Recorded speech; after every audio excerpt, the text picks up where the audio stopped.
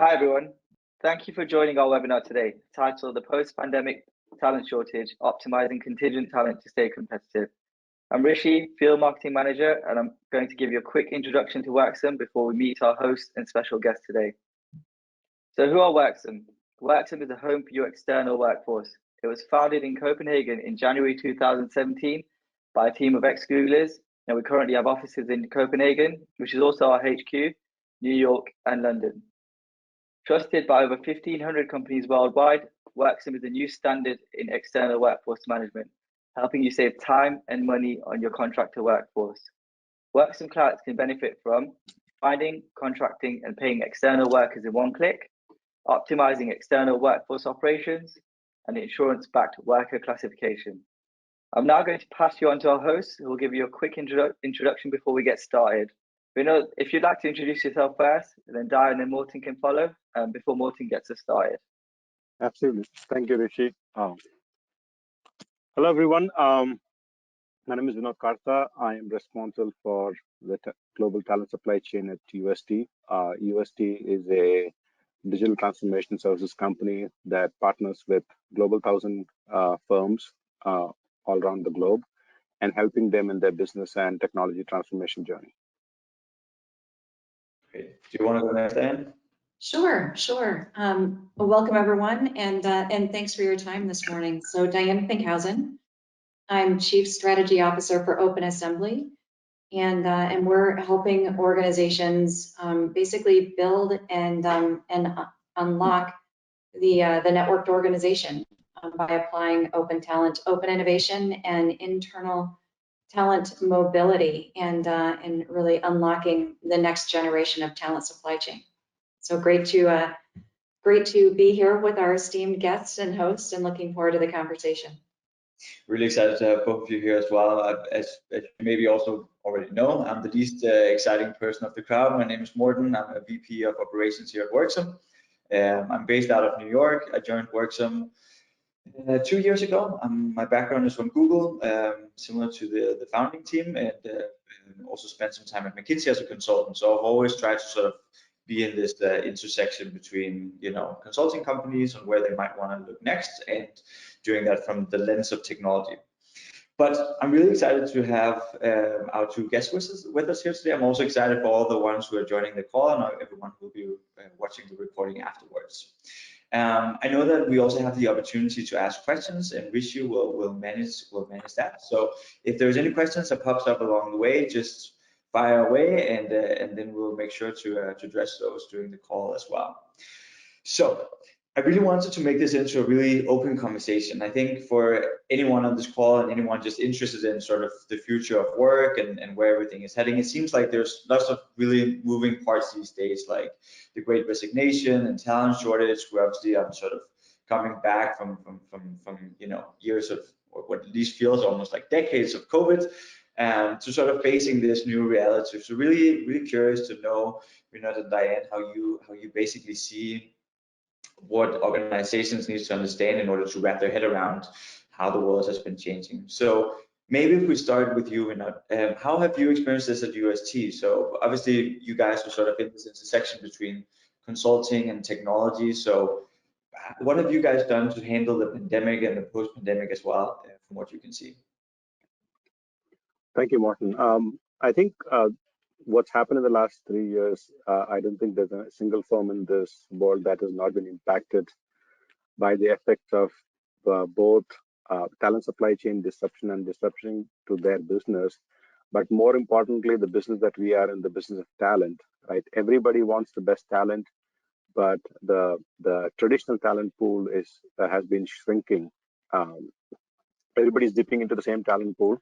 But at the same time, the whole pandemic and the extension of remote work and more companies adopting remote work has really accelerated the growth of the freelancer economy, the open talent economy, open innovation economy. And what we see is there are few companies that are trying to get ahead of it.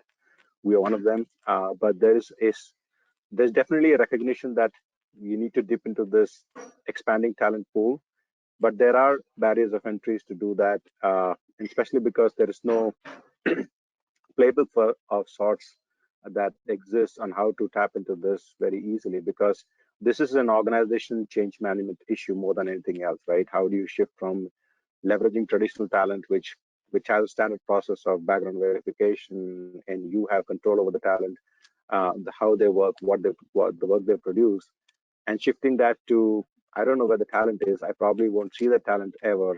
Uh, the entire connectivity is based on a platform facilitating that connection.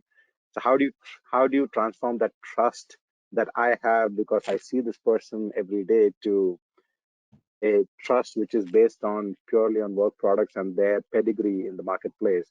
So it's a huge transformation that organizations have to traverse, and we've had our fair share of success, but also our fair share of challenges. Like I said, I mean, the same problem where some of the leaders, some of our customers have that risk appetite and who are ready to take that plunge. So we've seen this a fair amount of success there. Uh, I think everybody's acknowledging that the traditional methods of staffing has to change. And now there's no one size fits all. There are a lot of our competitors who are doing their bit to transform and tap into this talent pool.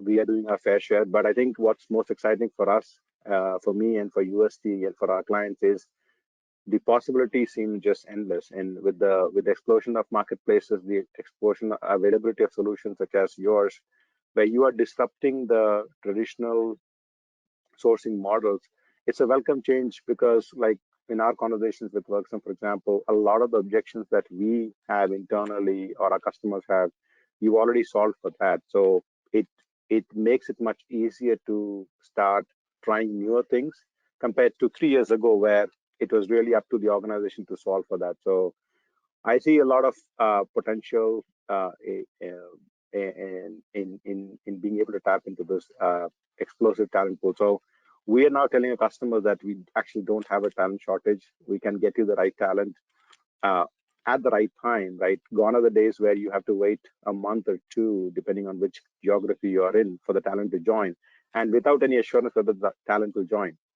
And it's an amazing situation to be in, where you can say, instead of that, how can I give you a, a guarantee that the talent will show up, and not a month later, but will show up a few days later, right? So it helps you accelerate your roadmap. It helps accelerate your investments, get a better ROI in investment. So uh, exciting times, and we're really excited about what the future holds and how this whole open talent economy is going to help us and our clients to Yeah, to fulfill definitely. the No, promise of. and I really right, and I really enjoyed your point as well about like how this impacts organization and how it's really like a sort of a landslide shift that you might want to look into when you sort of think about tapping into this new type of talent. So I guess to sort of summarize some of your points, right? On one hand side, it seems like we've always talked about talent is your most important resource and whatnot, but that has somewhat become even more importantly because there's the traditional talent pool is shrinking, and there's now this sort of new talent pool that companies want to tap into. And obviously, with the talent shortage, that sort of just really uppens the whole game, right? So that's sort of happening on the one hand side, and then on the other hand side, you sort of have organizations that needs to look into almost like rethinking the way that they think about talent, about the platforms that they use and whatnot. So if you sort of I guess there's part of me that feels like that is a very really like daunting situation. On the one hand side, you have all this potential, but you also have all this complexity on the other hand side. You Right. mentioned like how technology and maybe looking at it in new ways sort of changed our ability or organization's ability to tap into the potential. Could you put a few more words into what do you think specifically has changed in the ecosystem that now puts companies in a more unique position to tap into to this new talent? Yeah, I think because I think it's a classic trifecta where the industry is forced to change. The solutions and the marketplaces have evolved and are much more ready, and also the realization for companies to force the change. So when these forces are at loggerheads, that's where change becomes and adoption becomes a challenge. But I think where we are today, I mean, we were just at a conference last week, Diane and I and a few others, and we heard it loud and clear. Everybody is saying that, okay, how do I take this plunge? those who have taken the plunge, awesome. There's a lot to learn from them. But really, I think the biggest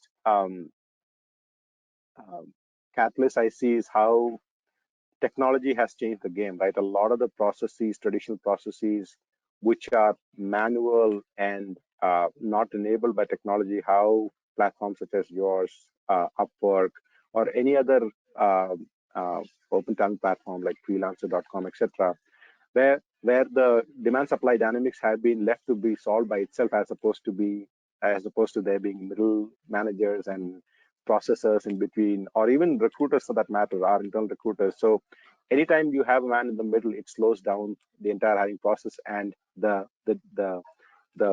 benefits from the demand supply dynamics, you don't get the benefits of that because of the man in the middle. So I think technology enabled platforms have really been, I think, the key to the success, where you just said, let the demand find the supply, or the supply find the demand, and let that economics work by itself. And I think that's where the timelines to find talent have shrunk. The access to talent worldwide, where you're not limited to your geography anymore. So when we say I cannot find talent, that that that is irrelevant in today's time, because you just have to expand your horizon and look beyond your borders, because these people are available to work in your time zone. These people are available, and most importantly, what I personally experience is the kind of problems that I think are very unique that I'm trying to solve. It's been solved by somebody else 10,000 times in some of the industry, in some other company. So I don't have to reinvent the wheel in a lot of things that I'm doing. So I think technology has really enabled this access to this talent and the right talent across borders, so that I can actually get the work done at 1/10 the cost and in 1/10 the timeline. Yeah, I think that's a really good point as well. And you know, the whole, to me, has always been this really weird conundrum, because on the one hand side, you sort of, everyone's talking about the future of work, and you know, all the opportunities that can unlock for companies, and you know, people that are working in a more flexible way, right? It creates more agile companies, and it can even give better life to people. So it should be sort of a no-brainer to move into that. So that also begs the question, like, why isn't everyone just like embracing this as a default, right? And I think you're absolutely right, you know, that it's like the whole friction in doing that, the difficulty in, like, you know, getting access to the right talent, or hiring people anywhere, or you know, having to go through 30 days of onboarding just to get someone into the office, is very cumbersome for companies. And yeah, technologies have definitely evolved a lot over the last couple of years. Vinod, you also mentioned that you're now, like, you know, you're sort of looking at companies that have already been successful, and that's a great way to sort of, you know, not have to reinvent the you know, everything yourself. So maybe from your vantage point, Diane, over at Open Assembly, when you look at different businesses in the market, have you noticed any organizations that are, you know, successfully making this adaptation into sort of new world of thinking about their talent?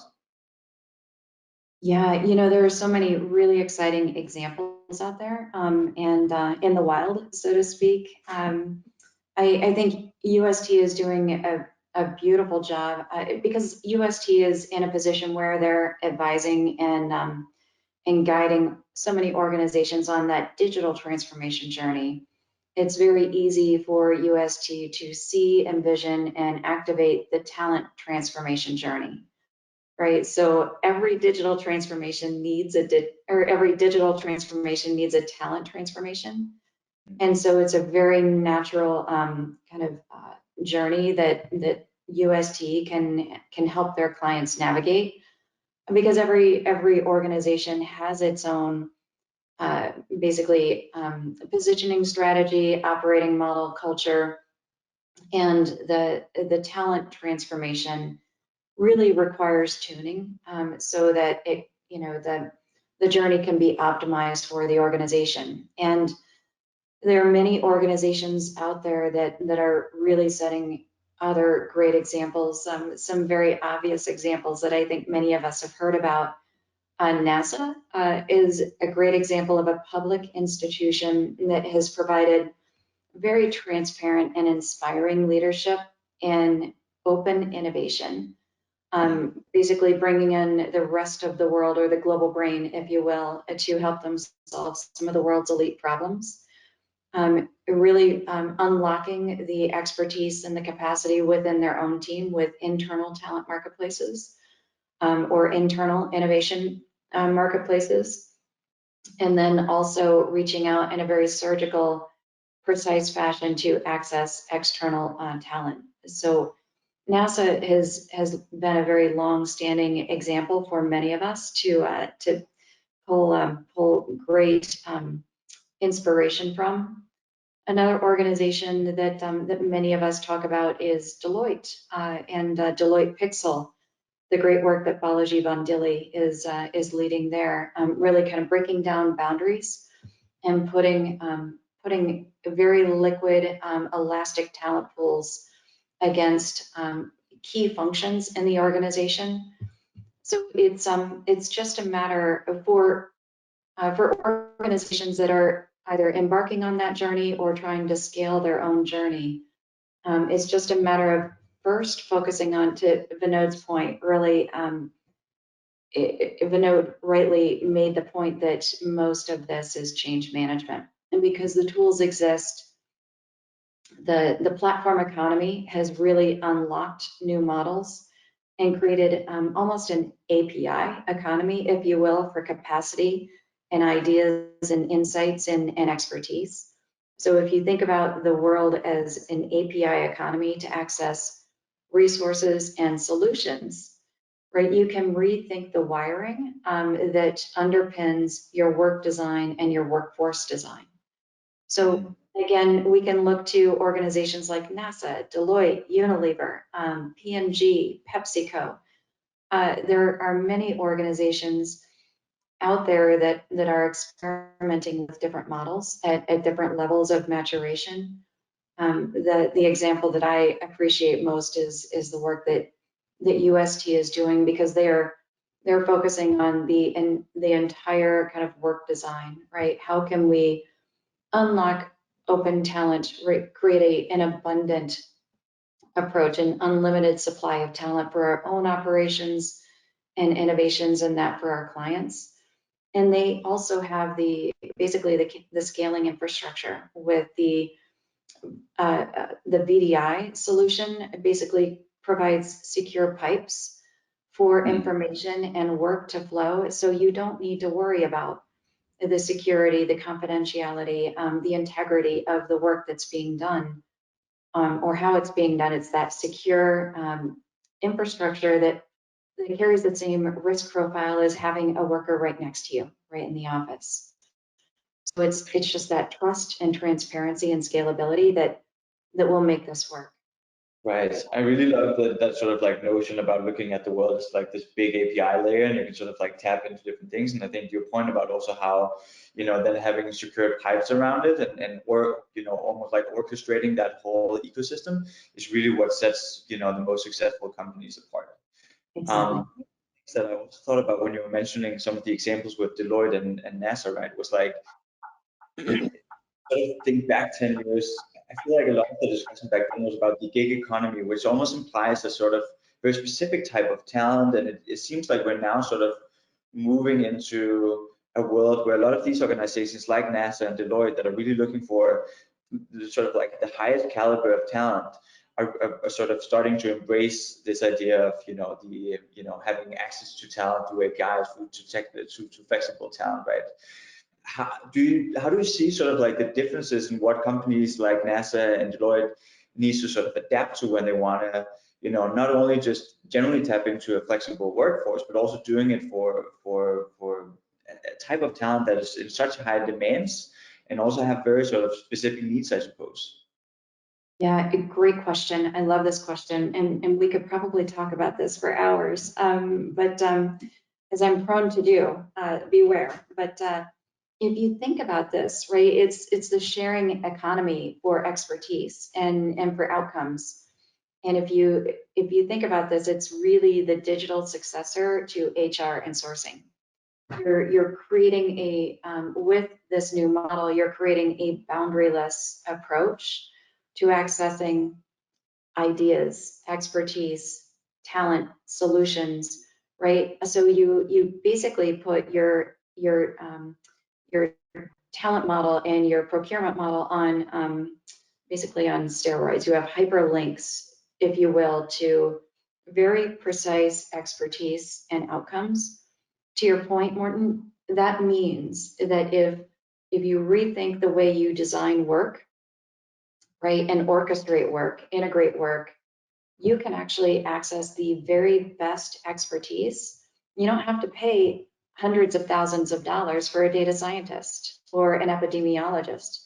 You can work with that epidemiologist for a fraction of the time and a fraction of the cost and get exactly the outcome that's going to drive the greatest possible value for your own organization and the markets and clients you serve, because you're just accessing a week, right, or a month. You're not paying for years, and plus, a burden overhead, and trying to keep that resource interested and busy for all of that time. You're being very efficient with their time and with what you're asking of their time.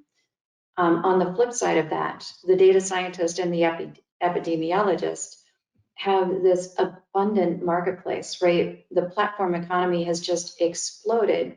There are over 600 marketplaces for talent to monetize their capacity and their interest and their ideas and their solutions. So talent has an abundance of choice, and they can monetize their skills, their portfolio much more efficiently, work with the companies that inspire them, work on the work that they want to spend their time with, and frankly, monetize their capacity and their expertise and their interest much more so than they could do if they were constrained in a W-2 kind of structure. So this emergence of the talent economy is really unlocking amazing opportunities and choice for talent, right, as independent agents. And it's unlocking incredible resilience and elasticity and growth options and performance options for organizations. And in the middle, which is what we're talking about, is this new kind of world of work. It requires a new mindset and it requires new methodology. But kind of in the middle there is where magic can really happen for organizations that get it and make this shift. I think that's pretty. Just to add a final point on what Diane said, right? Like Diane, I think we all need to acknowledge that I need to have exclusive access to the top talent. I mean, that era is gone. As in, it mattered 10, 20 years ago because there were no controls in place to solve for confidentiality, for IP protection, etc. And I would argue there are very limited areas where you still need that protection, like in R&D and all. But I from what I'm learning, is there are a lot of companies who are actually leveraging freelancers in even R&D space. So I would challenge people to think that, you know what, you can share resource and top talent across companies without worrying about losing a competitive edge. And I think Diane and Barry and Open are simply the perfect example. They're advising us, but they're also advising Deloitte. They're also working with NASA. They're also working with our competitors. But it's not a one size fits all. There's the innovation happening in the space is so much that everybody can create their own custom solutions without even worrying about any of the traditional bottlenecks around losing a competitive edge or any of that. So I think it's a mindset change that everybody needs to have, saying that you can share top talent. It's just how you leverage them. And like the technology, I mentioned about technology solving for a lot of this, right? I mean, if you look at platforms like yours or Upwork or Freelancer or Topcode or you name it, they have solved for a lot of that with the transparency, because they know if they are not able to respect the privacy and the confidentiality of their customers, they won't get their next job, right? So a lot of these traditional problems and inhibitions have been solved for. So we need everybody to look at an open mind and see that you can share top talent across firms and they will still solve your problems. Yeah, it's a really good point. I'm even thinking whether it's actually almost something that you not only want to accept, but actually might want to, strive to get more of. I'm just thinking, especially when you work on sort of cutting edge stuff that obviously both UST and OpenAssembly have clients are doing themselves, right? That you might actually want like a data scientist who's seen lots of different ways of working on a specific issue, rather than having someone who's been with you for the last 10 years and is used to your way of doing things, but might not be able to sort of come up with innovative ways of thinking how you might want to future-proof yourself. Is that something that you guys are seeing as well, or are we still sort of at the stage where you just need to sort of be okay with the talent is shared, and that's just something that you have to live with? And Vinod, do you want to tackle that one? Absolutely. We are seeing that shift, but it's in pockets. It's like I said at the beginning, it's an organization change, ma'am, and we need to change one person at a time, right? And some jobs or some specific areas we are seeing a bigger adoption because that area or those hiring managers are really more focused on innovation, and hence the nature of the job, the nature of the engagement automatically has risk taking built into it. But and also it's a function of the customer as well, where the customer is also supportive of that risk taking mentality, right? Because in our case, we're not just using open talent for our internal needs, we're actually taking them to our customers also to solve their problems. So we're solving a slightly different problem than many of our competitors. So we are seeing it, but it's a mixed bag model. It's a function of, like I said, our team's ability to have that risk appetite and be willing to try something new. And the good news is I'm seeing more and more internal and external stakeholders take that leap of faith. We have 2 customer conversations lined up this week. One is in the financial services sector. As you can, I mean, they have one of the most rigid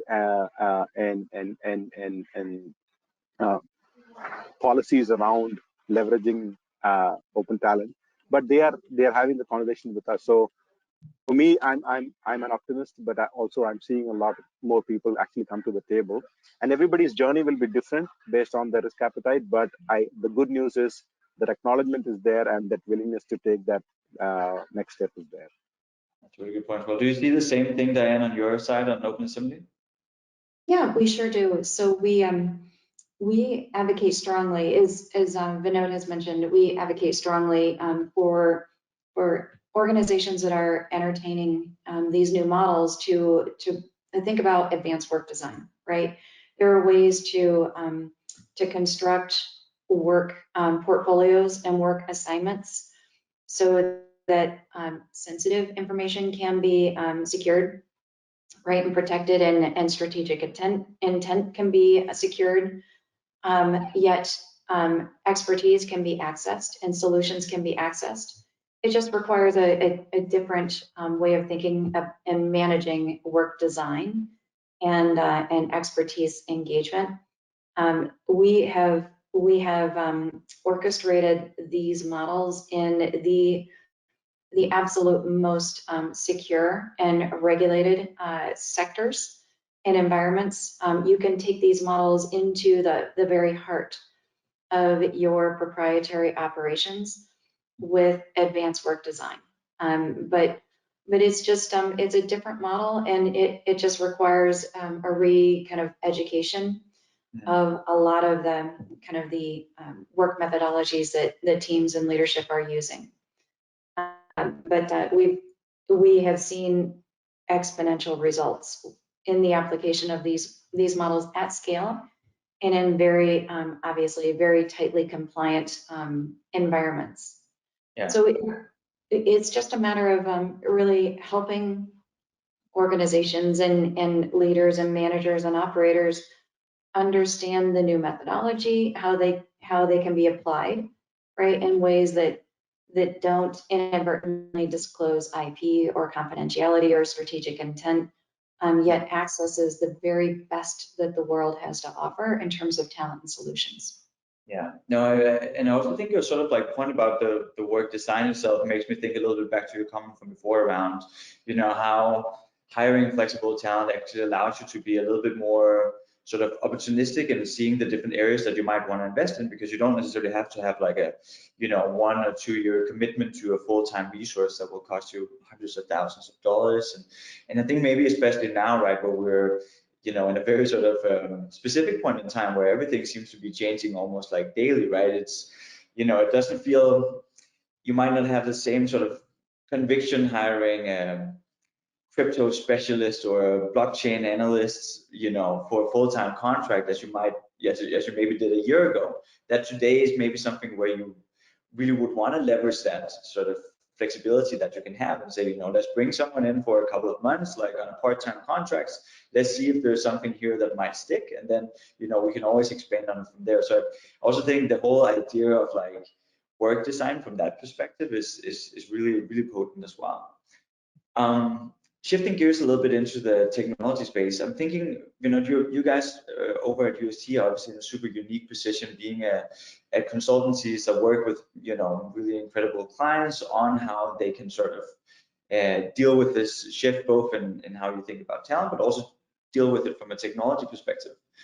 What are some of the sort of technological success stories that you've seen out there, and where do you think are maybe the key areas where technology can really play a role in enhancing or supporting this move into a more flexible way of thinking about your talent? I'll give it a two-part answer. So one is which technologies we have leveraged open talent in, and I think it's really across the board. I mean, from data scientists to Fusion developers to Java full stack developers to QA engineers, we have seen success across the board. When I say we, both internally for UST as well as for our customers. So it's really, I don't think there is any project or technology area where we cannot leverage open talent. But the other part of it is, like I said, a lot of where open talent platforms have actually simplified the talent supply chain is because technology has solved for a lot of the things that were traditionally manual, or you needed middlemen to transfer or arrange for talent availability, talent conversations. Also, there's a time, and there is time required for that, and there are dependencies on some other people. For example, if you're not a top-notch recruiter, you don't have the ability to attract the right talent, right? There are so many variables that get attached and makes the supply chain so dependable on certain people. And don't get me wrong, I'm not saying that the recruiter model is not working. Like, we're not going to get away from hiring full-time talent. We need that. We need full-time talent to be the domain experts, to be the anchor resources for our customers, who can stay with the customers, who grow with the customers, who grow with the company. So we absolutely need that. So don't get me wrong when I say this. But for most of our customers, the talent needs are very flex needs. So I need a burst of talent in a specific area for short duration. So in many cases like that, that's where this technology-enabled platforms makes it very easy, where I don't have to second guess availability of talent. I don't have to second guess the quality of the talent. I don't have to second guess whether the person will join. I don't have to second guess the ability of the talent to deliver on this project. Why? Because there are so many data points available on the platforms such as yours and Upwork and all the platforms we discussed, where the entire talent profile is there. Today, we supplement it by interviewing them, right? Sometimes I don't even know who's interviewing them. And in a 30-minute interview, you're just validating that what's stated in the resume is accurate. And that can be a hit or miss, versus a platform where this person has been on the platform for 2 years, 3 years. I have the entire work products, I have the customer feedback, I have their artifacts, I have the testimonials. I have all that information to make a much more qualified assessment of the talent's ability to deliver on the project than otherwise. So that's what I say, where technology has solved for a lot of those traditional aspects of the talent supply chain, where it ends up being a hit or a miss. And by the time they come to the organization, there is a significant sunk cost. And if you have to let them go and not able to utilize them, that sunk cost is significant, and it's the bottom line. All of that goes away because technology has solved for a lot of these things, right? Why do we do background verification? A part of it is, of course, criminal checks, etc. But a big part of it is, can they do what they, or are they as qualified? Are their qualifications matching what we are expecting them to do? Again, the platforms have solved for that, because again, the work products, the historical, how much money they've earned, how many projects they've done in the last 1 year. I mean, there's so much richness of information available for me to make that decision so quickly, as opposed to waiting for an interview to be scheduled, the panel showing up, making sure the panel is asking the right question. So all of the mundane tasks have been simplified, and converted from being a very subjective evaluation to be a very objective evaluation, which makes the predictability. So when I go to my internal stakeholders or my customer and I promise them, because whether we are providing products or solutions, it ultimately translates into the promise of providing the right talent. Mhm. Can I give that assurance with a higher degree of guarantee than before? I can do that now because I have all of these data points, which is enabled by technology. Yeah, yeah, it's funny how, like, you sort of, when you want to hire freelance talent, you're sort of almost like faced with either two extremes, right? You either do the same process as you will do when you hire a full-time worker, and it's going to take you months of screening and interviews and background checks and whatnot, or you just, cross your fingers and hope for the best, right? And hope that it's over. So I really like that idea of, leveraging these technologies to really capture the reviews, because one of the things that are unique about freelance talent as well is that it's typically something that you have multiple interactions with. So it's not something that you either, as a full-time talent, right, you get in the door and they work for you and then they leave home, and then you will probably never see them again in your company. Whereas with freelancers, they come in for a couple of months, then they're out again, you give them a review or whatnot, and then the next time you have that for other hiring managers to look at. From your perspective, Diane, I think what we hear from a lot of clients, we not already touched a little bit upon it in regards to the sourcing part of it. I think we often hear that, and I'm sure a lot of the people on the call here today are either hiring managers or working closely with hiring managers. When you want to hire someone, you just really want them there, right? You just want them to sort of get in the door and have someone help you out with design or programming or data analysis or whatever it is.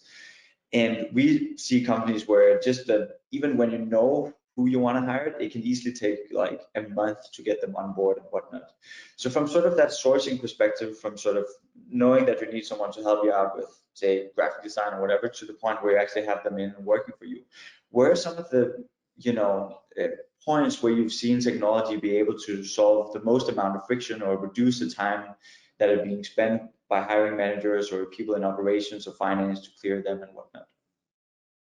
That is so important, right? With the pace and rate of change in markets today, right? And markets are moving quickly and don't suffer kind of traditional pacing, right?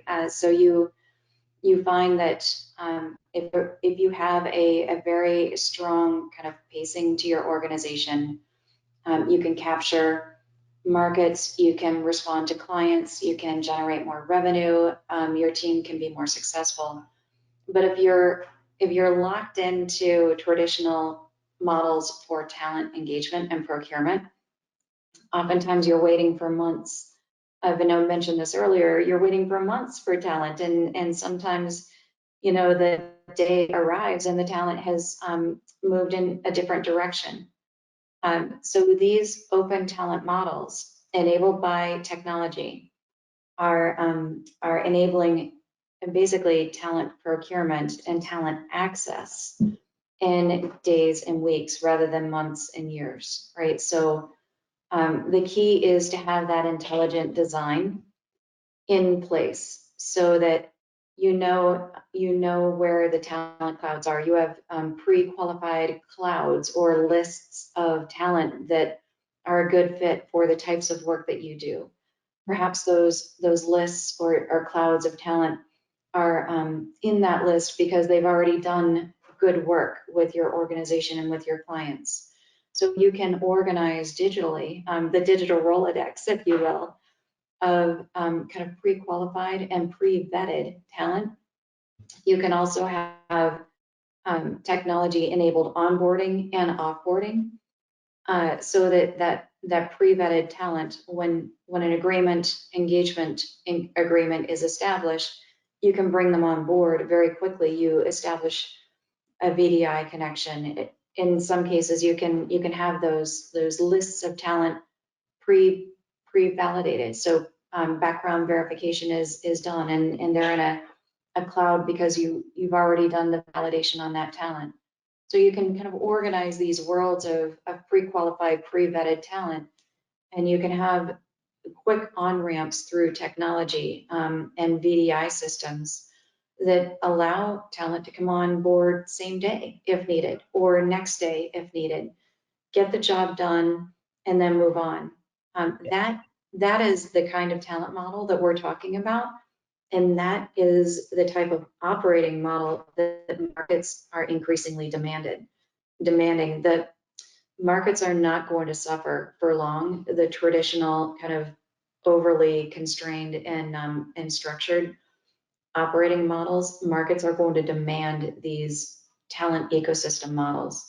And the organizations that are going to win and thrive in this environment are the organizations that have the vision and have established the intelligent pipes and the secure infrastructure in order to be attractive to the talent and to drive value for their clients. Yeah, I feel like you're touching on so many of those like really important friction points that are just also from a practical perspective really good to be aware of. Yeah, I feel like about like, you know, those moments where you as a hiring manager or just working with freelance, you sort of go like, okay, now what, right? You know, we need a graphic designer, now what? Okay, but let me sort through my contact book or my Rolodex and try to see if I can find, okay, now I find someone, now what? Background checks, legal, we need to have contracts made. Okay, when that's sorted, then we start working, and now what? The freelancer needs to get paid. We need to, you know, create a PO number and have finance involved and whatnot. And it's typically those points that you see a lot of friction, and also where I think we've seen some really powerful technology solutions out there. So yeah, it's a really interesting thing.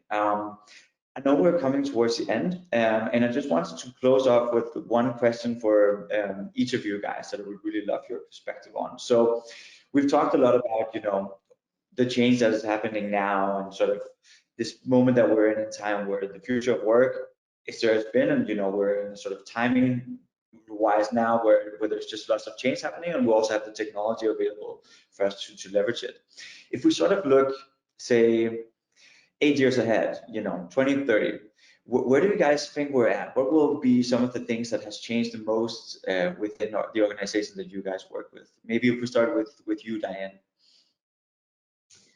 Oh, this is my favorite subject. I love thinking about where the world is headed and how we can make that happen. I really strongly believe that the future of work, right, and frankly the future of the economy and society is going to be much more about these intelligent connections, right? So those intelligent pathways and how we create ecosystem networks, right? Networked organizations, networked collaborations that are basically data-driven, technology-enabled, and basically powered by meaningful and high-value connections and transactions. The ecosystem model is really, I think, going to inform how economies operate, how industries operate, and frankly, how society connects. We have this ability to connect in more meaningful, precise, and powerful ways through these ecosystem models. And as participants in those networks, we can choose with whom we want to work. We can choose the work that inspires us and where we think that we can add the greatest value. And we can create portfolio careers, really monetizing and investing in our learning, our earning, and our enablement. And then as organizations, we can be much more precise and scalable with the way that we leverage basically value creators and a broader network to derive more value for the customers and the markets that we choose to serve. So I think the future, just a few years out, will be much more connected, much more dynamic, resilient, elastic, and powerful. So that's kind of the journey that we're on and that we're investing in, and collaborating with really inspiring organizations like UST to make that happen. Very cool. It's an exciting future, huh? How about you, Vinod? How do you see this? I couldn't top what Diane mentioned, but I think we always say, right, happy employees means happy customers. I think I see the future as happy talent, which includes employees and freelancers, means happier customers. So how can we translate that value back and give more value back to our customers? And not just for USC, right? Anybody who's dabbling into this, because in the last 10 years, 10 to 20 years, how globalization has really exploded. I think the open talent has the ability to get access to talent that you wouldn't have access to through traditional means. And that means more innovation, more good and more innovation, not just for companies like us, but for our customers, right? There are so many, I mean, every customer is trying to solve world hunger, if you will, right? Solve complex problems. And what's coming in the way of doing it faster, better, and cheaper is really access to talent. So I see a world where this access to talent becomes impervious and everybody has access to it. We are not hoarding talent because we think it's exclusive to us, but in fact, we are actually in a sharing economy where everybody benefits. Because, I mean, again, like I said, how Diane is helping us is very unique from how they're partnering with NASA, how they're partnering with everybody else. But everybody's benefiting. It works for us as much as it's working for somebody else. So I think I see that becoming very standard, and this whole world being a much better place because every company is able to stretch their dollar because everybody has access to the right talent. And it's good for the talent also. People who did not have a shot at working for NASA or working for UST or working for UST's customers now have a shot at that, and they have a shot at a better livelihood. So yeah, it's going to be a much more beautiful place in the next 5-10 years because of open talent. I can't wait for that future to happen, man. That's that. I hope it's just around the corner. It definitely feels like we're really at this perfect storm, right? Where you sort of, on the one hand side, the future of work and the idea of flexible talent has been around for a while. It just seems to be this thing that we are constantly sort of focused on, and the potential of that only gets bigger, right? And then on the other hand side, you have the sort of pressure coming more and more from both people and companies, right? Really saying, hey, this can unlock amazing potential for us as workers, whether you're full-time or part-time, and this can unlock amazing talent for us or amazing potential for us as companies, making us more agile, giving us the ability to tap into the different trends that we need, being able to be, much more flexible in the way that we work. And then you have this sort of, rise of technologies coming along to reduce the friction, and also partners who've seen the success stories that both of you guys have seen from working with so many amazing clients all over, right? Of how this actually can be done. What does it change from a change management perspective? What does it change from a sort of work modeling perspective? So yeah, I think those like three things combined, sort of the general idea of the future of work, the pressure coming from the ecosystem, and then, having technology and partners around to be able to help you on that journey is just what I think for anyone who's in contingent workforce right now, while it might feel very daunting and I think stressful, or as almost like a bit scary right now, it's also a very unique point in time where there's ample opportunities and we can actually make this happen. So I think that's just that's incredibly exciting, and yeah, I think I speak for all of us here on the call, right, that we're all just a LinkedIn note away. So if anyone's out there and looking for help or finding themselves in these types of situations, then yeah, Open Assembly and UST are such strong partners in the space, and as you all have heard now, right, seeing all these different ways where you can make this successful and avoid a lot of the pitfalls there. So definitely get in touch and reach out. I'm sure it's going to be an exciting journey ahead to a better world in 2030. So let's maybe end it on that. I'll give it over to you, Rishi. But again, thank you so much for dialing in. Thanks to Diane and Vinod for being here. It's been such a pleasure, and I really enjoyed this conversation a lot. So thank you guys so much. Thank you. Thank you so much, guys. The conversation's been brilliant. I wish we could keep going all day. I just want to say a big thank you to Vinod, Diane, and Morten, and everyone who's shown an interest in the webinar. If you've got any further questions about anything you've learned today, then please get in touch with us or visit us on worksome.com. And finally, before we go, I'd just like to make you aware of the next webinar in our series. James Nichols from Worksome will be joined by Barry Matthews from Open Assembly and Brian Pena from Defiant Solutions as they discuss powering the external workforce and the next generation of technology. Webinar takes place on Wednesday, 14th September, and we hope you can join us. Thanks again, guys.